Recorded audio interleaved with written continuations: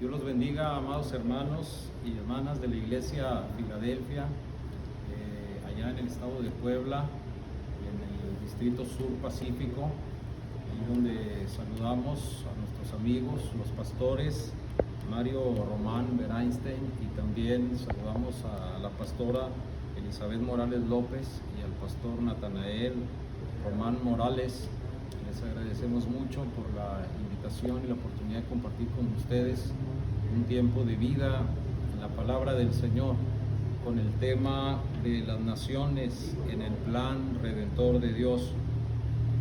En el contexto bíblico encontramos bastantes alusiones a lo que es la integración de las naciones del mundo, de los países de la tierra, entendidos como grupos culturales, entendidos como familias, entendidas como razas, como pueblos, y utilizando el término bíblico en este contexto son las naciones del mundo. Y esto nos ayuda a reflexionar sobre lo que es el plan integral de Dios para ganar a las naciones con el propósito de bendecirlas, de construir en ellas reinos gloriosos donde predomine la paz, la justicia y la bendición a través de la vida y el reino de nuestro Señor Jesucristo, el Salvador del mundo, el Mesías que va a venir, que va a gobernar y que va a establecer un reino universal donde todas las naciones, los grupos étnicos, las lenguas y las culturas de la tierra van a tener cabida y van a tener expresiones de máximo esplendor. En el contexto bíblico quiero encontrar con ustedes algunos principios sobre la integración de las familias en el plan redentor de Dios. En primer lugar, entendemos que hay bendición para todas las familias de la tierra en Abraham.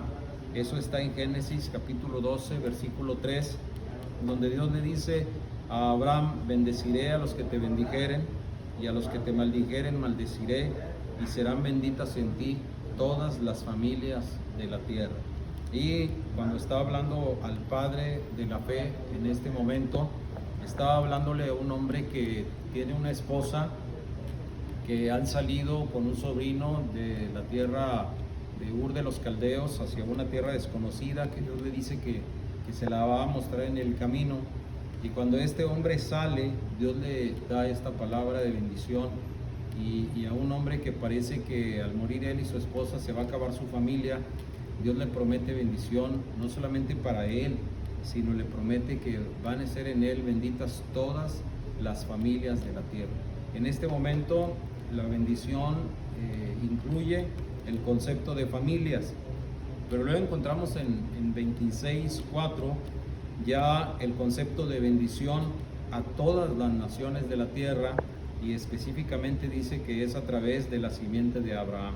Esta palabra se la da Dios en una revelación a Isaac, el hijo de Abraham. A Abraham, cuando le da la primera promesa de las familias de la tierra, no tiene hijos ni herederos, pero Dios le promete que su descendencia será como la arena del mar o como las estrellas del cielo, incontables, y le promete que su bendición hacia todas las familias de la tierra será a través de su simiente de Abraham, y después especifica que será a través de la matriz de Sara que vendrán estas bendiciones por la simiente que va a tener Abraham con ella. Y ya a Isaac Dios le repite la promesa que le dio a Abraham, pero se la repite ahora no en el concepto de familia, sino amplía al concepto de naciones.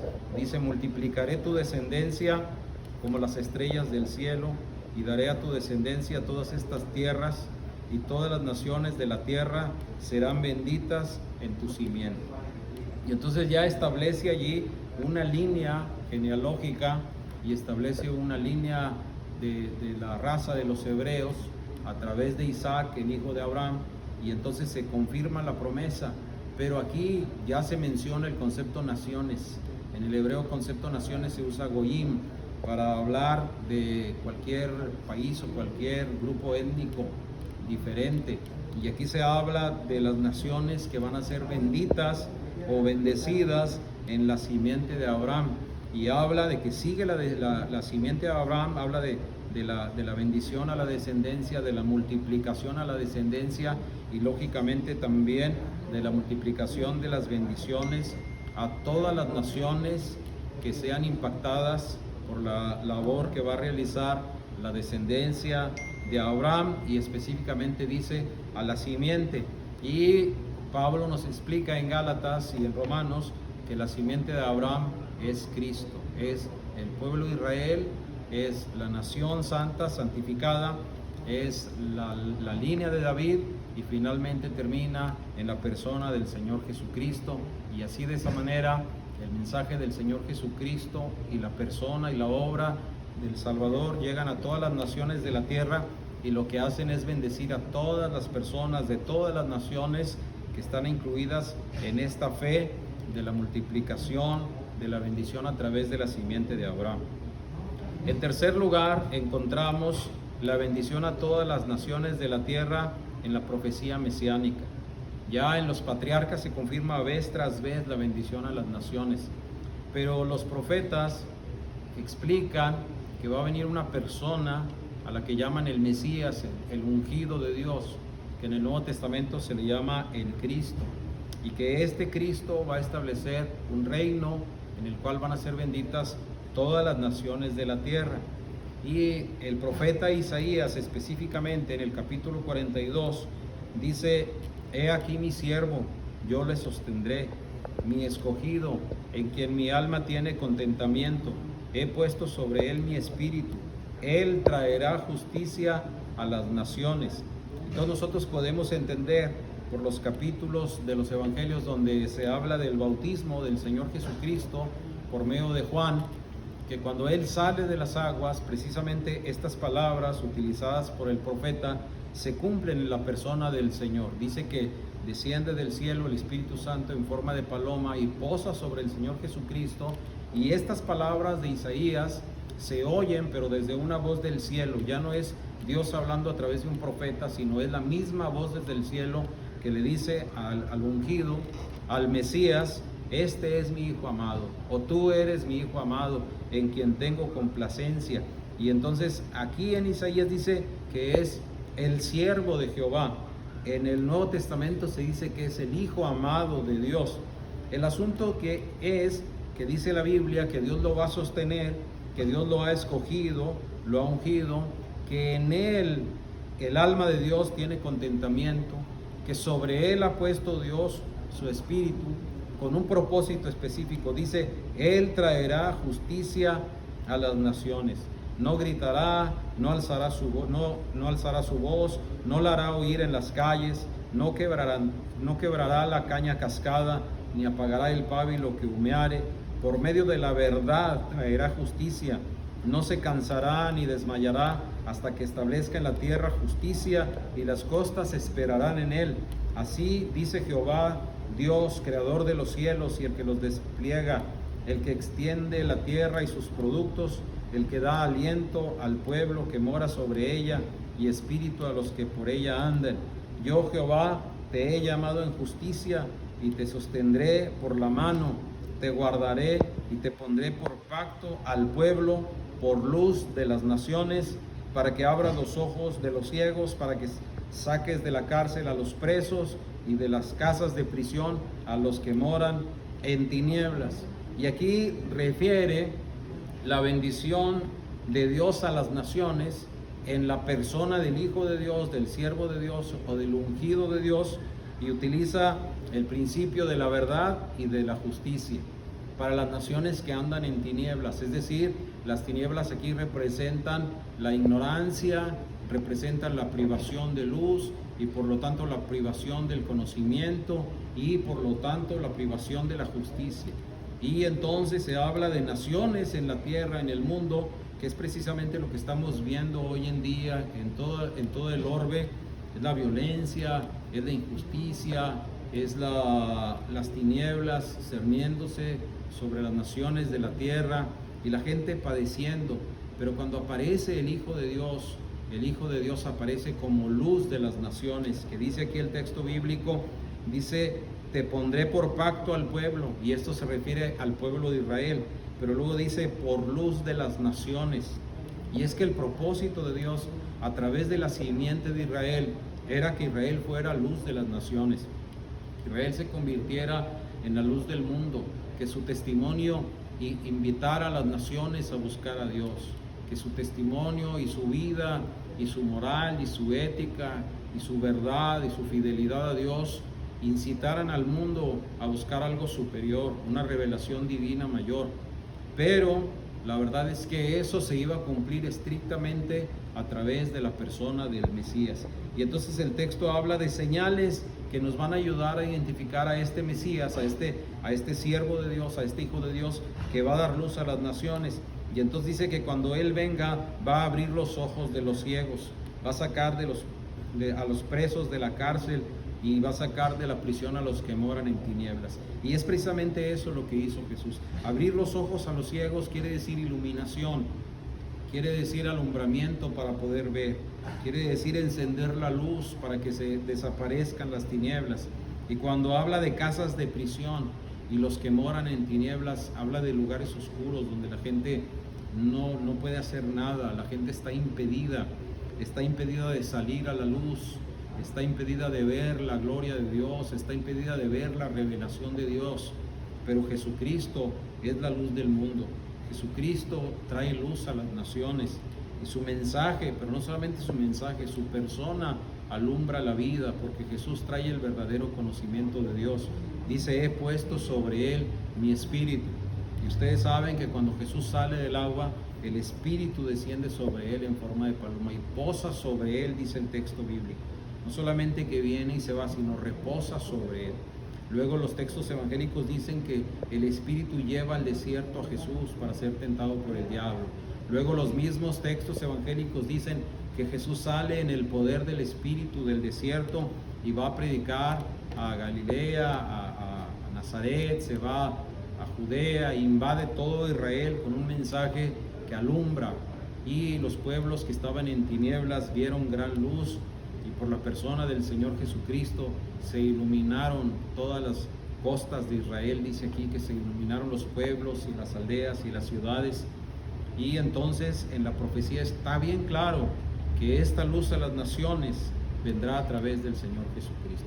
El Señor Jesucristo no es una reserva privada para el pueblo de Israel.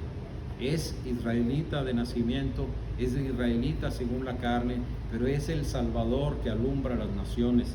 El Señor Jesucristo no es tampoco una propiedad privada de la iglesia que solamente es para el pueblo del Señor. Opera en el pueblo del Señor, escoge al pueblo del Señor, salva al pueblo del Señor, lo recoge, pero lo recoge para alumbrarlo, para que el pueblo del Señor sea luz a todas las naciones de la tierra. Dios siempre está pensando en naciones, y este texto habla de las costas, que es lo último de la tierra, hasta el fin de las aldeas, para decir que todas las naciones serán alumbradas por la bendita luz de Dios a través de su Hijo, de su siervo el Mesías. Pero ya en la persona del Señor Jesucristo también se presenta el concepto de bendición a las naciones. Fíjense cómo comienza con Abraham hablando de familias. Quizá ellos pensaban en tribus, o quizá pensaban en familias de Israel, una sola familia, pero familias dentro de la familia. Pero ya después se amplía el concepto a todas las naciones de la tierra. Y cuando dice todas las naciones de la tierra es algo literal. En el Mesías, en la simiente de Abraham, serán benditas todas las naciones de la tierra. Y eso lo confirman los profetas, pero también lo confirma el Señor Jesucristo. Para empezar, los evangelistas, cuando presentan la procedencia del Señor Jesucristo en cuanto a la carne, lo presentan a través de genealogías. Y en esas genealogías es interesante que aparecen personas que no pertenecen al linaje de Abraham, sino son integradas por medio de la fe, por la gracia de Dios, en el linaje de donde va a proceder el Señor Jesucristo, el ungido que trae luz a las naciones.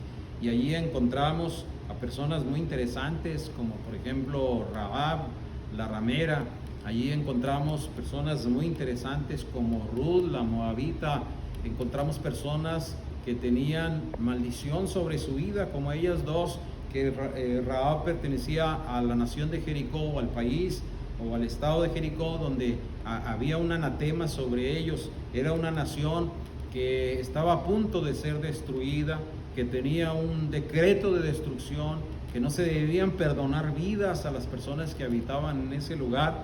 Pero Rahab la ramera recibe a los espías, tiene misericordia de ellos, ellos le conceden un pacto de salvación, y ella va más allá de su salvación personal e integra la salvación de toda su familia. Y entonces los espías hebreos le dicen: mira, todos los que estén en tu casa, dentro de tu casa, con la señal que nosotros te estamos dando, cuando vengamos a destruir la tierra los vamos a perdonar. Y entonces Rahab va y recoge a toda su familia, y entonces una nación donde había decreto de maldición y de destrucción y de anatema, tiene una familia salva. Y entonces tenemos cananeos que antes eran malditos, cuando estaban en ignorancia, cuando estaban en tinieblas, cuando estaban en maldad, en perversión, pero ahora conocen la luz de la gracia de Dios, la luz de la palabra de Dios, del poder de Dios, y entran en pacto con Dios. Y ahora tenemos una familia salva en medio de un decreto de maldición para su pueblo. El caso de Ruth la Moabita también, eran personas que no eran gratas, que eran abominables para los hebreos. Pero Ruth llega a Israel con su suegra Noemí, y llega en una situación de desgracia, en situación de pobreza, de miseria, extranjería, y luego después llega con el propósito de querer comer algo a un campo, y en ese lugar entonces el dueño del campo era Booz, era de la familia de la cual va a nacer David, pero también era de la familia de Rahab.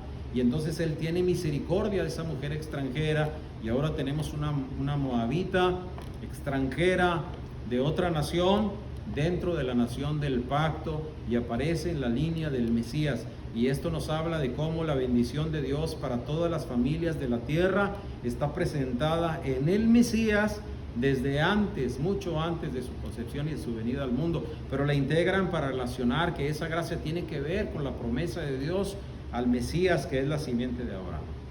Todo el curso de la acción de Cristo en la tierra termina con lo que es la obra magistral de Cristo y la obra redentora de Cristo, consumando el plan de redención de Dios en ese momento en cuanto al pacto de salvación, y es la muerte, la resurrección y la ascensión de Cristo.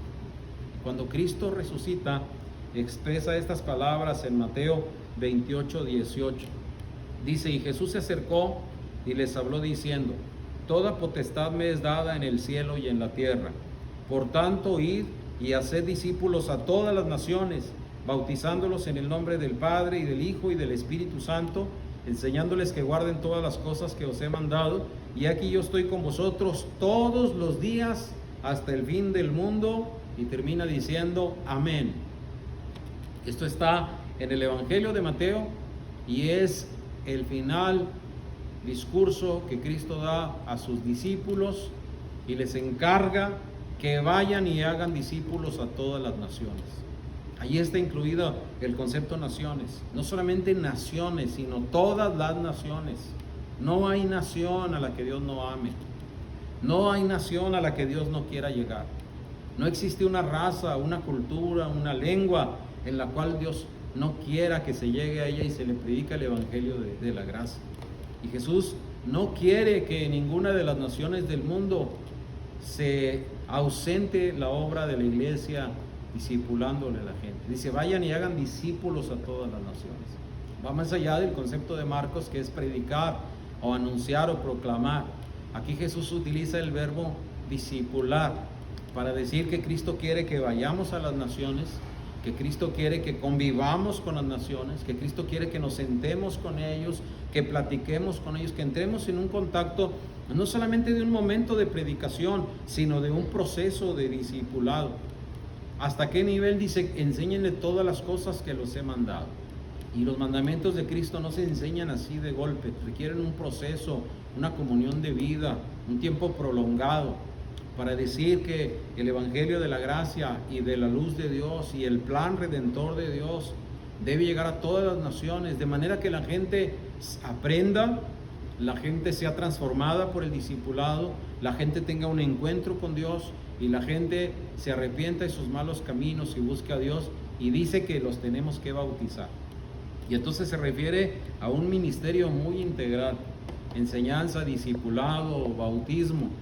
¿Y qué es lo que hace Cristo para sancionar y para rematar este mandamiento de que vayamos a todas las naciones? Dice Cristo, la promesa más grande que jamás se ha dado al mundo ni a la iglesia. Dice, yo estoy con ustedes todos los días hasta el fin del mundo.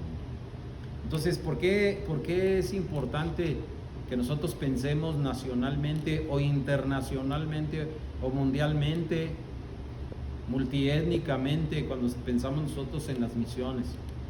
Ya sea en ir a las misiones, ya sea en apoyar misiones, ya sea en predicar. ¿Por qué es importante? Porque Cristo lo dice, toda potestad me es dada en el cielo y en la tierra. Es un mandamiento que Jesús da desde su omnipotencia universal. Toda potestad me es dada, ¿dónde? En el cielo y en la tierra. Es decir, lo que yo digo se hace en todas partes y se debe hacer. Y en esa omnipotencia y en esa jerarquía de autoridad universal, les ordeno que vayan. Vayan, les dice. Hagan discípulos a las naciones. Enséñenle todas las cosas que yo les he mandado. Bautícenlos. Y entonces es algo que nosotros tenemos que cumplir. Y lógicamente es algo complicado. Por ejemplo, hay naciones que están cerradas a la predicación del Evangelio. No se diga al discipulado, al Evangelio, que requiere todavía más tiempo. Sin embargo, nosotros tenemos gente, tenemos misioneros y tenemos predicadores y tenemos misioneras, mujeres y familias, jóvenes, adultos, ancianos, que están en diferentes puntos con diferentes grupos étnicos o en diferentes países del mundo y quieren ir a predicar a las naciones, y otros quieren ir a discipular a las naciones, y tenemos esfuerzos de este tipo de discipulado a las naciones. Bueno, Jesús nos ordena que nosotros hagamos eso. ¿Y qué dice? Yo estoy con ustedes todos los días hasta el fin del mundo. Y entonces tenemos una promesa divina que nos respalda para ello. Tenemos que ampliar nuestra visión. Tenemos que dejar de pensar solamente en el concepto familiar, porque nosotros en cierta manera somos así como los hebreos. El hebreo oyó esta enseñanza de todas las naciones y ellos pensaron, hay que ir a todas las naciones a ganar a todos los judíos que estén en la tierra.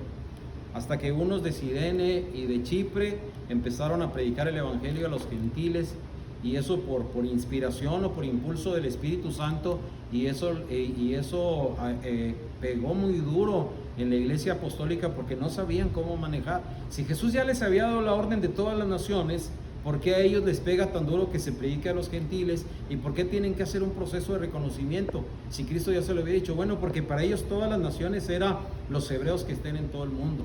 Pero aquí nosotros ya en la predicación apostólica nos damos cuenta que en realidad el evangelio sí era para todas las naciones.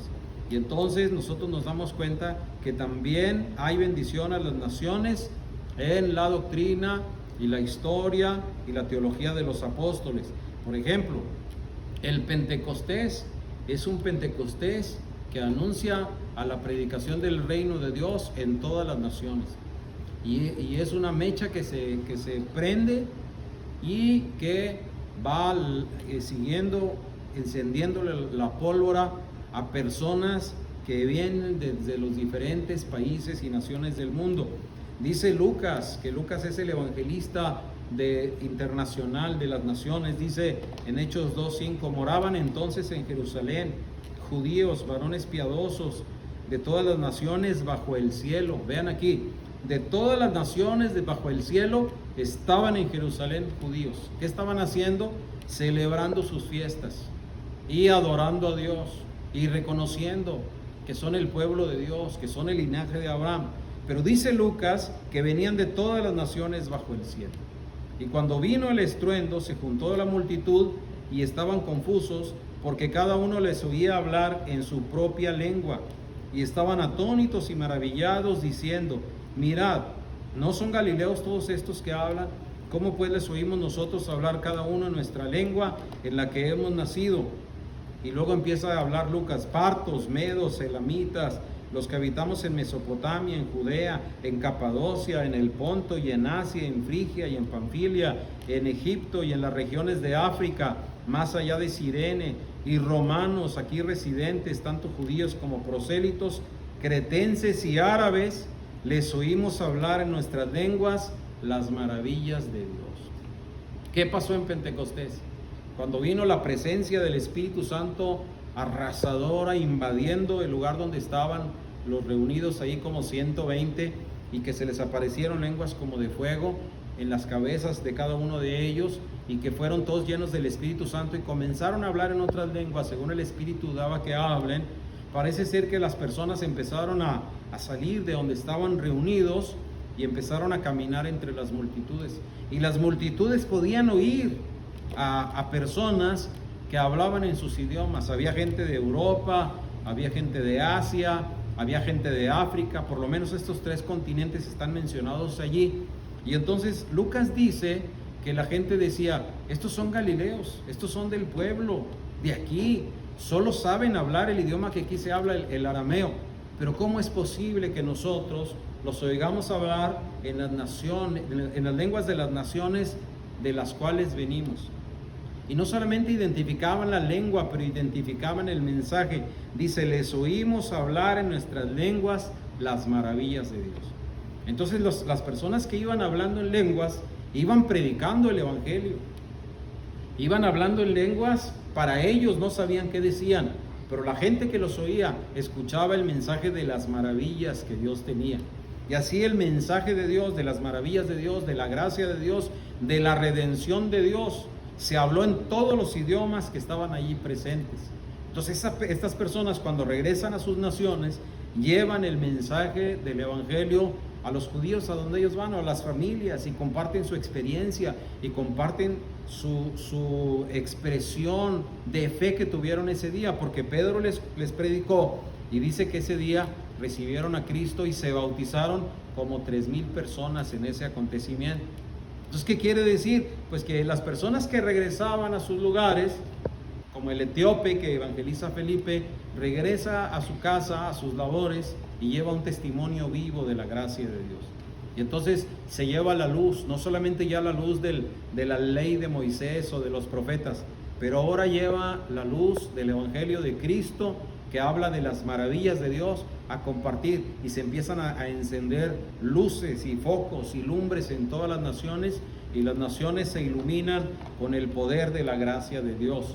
Y ese es el plan de Dios, que donde quiera que nosotros estemos, alumbremos a la gente. A lo mejor cerca de nosotros hay personas que no conocen a Dios de nuestra nacionalidad, pero a lo mejor hay otras personas de otras culturas con las que nosotros podemos convivir, y podemos hacer que el mensaje de Dios les llegue a través de nuestra experiencia, nuestra vida, nuestro testimonio.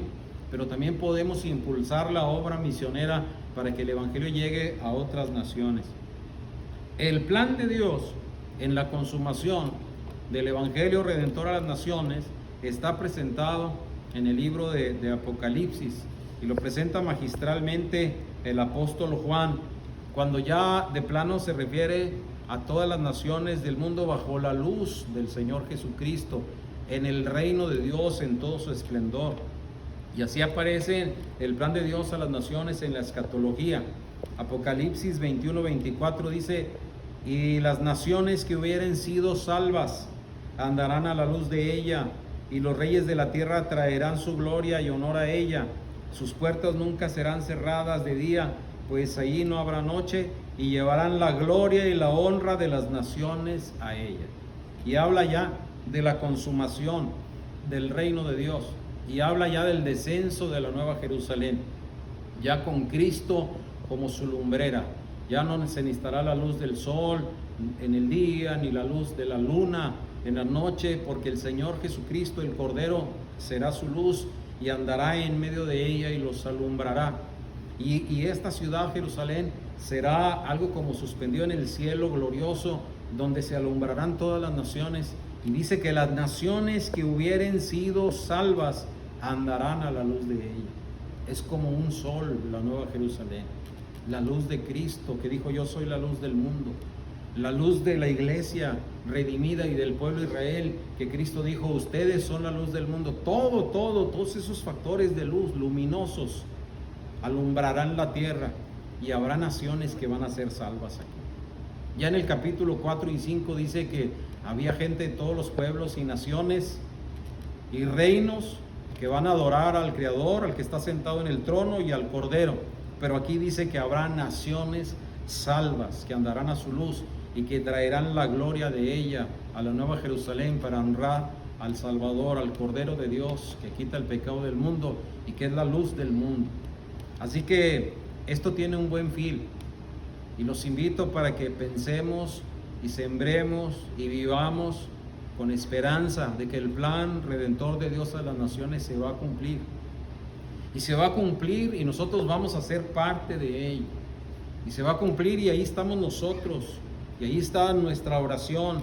Y ahí está el dinero que invertimos. Y ahí está la obra de los misioneros. Y ahí está la obra de los evangelistas que van a otras etnias y a otros grupos nacionales.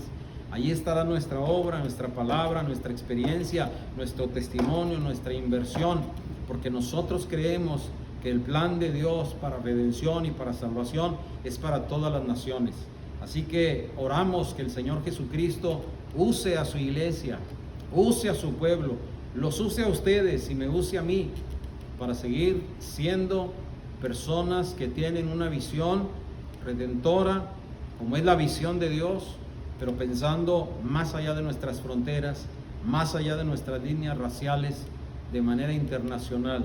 Que las naciones benditas, las naciones salvas, estén allá con nosotros disfrutando de la presencia del Hijo de Dios. Bendito sea su nombre para siempre. Un gran abrazo para todos ustedes.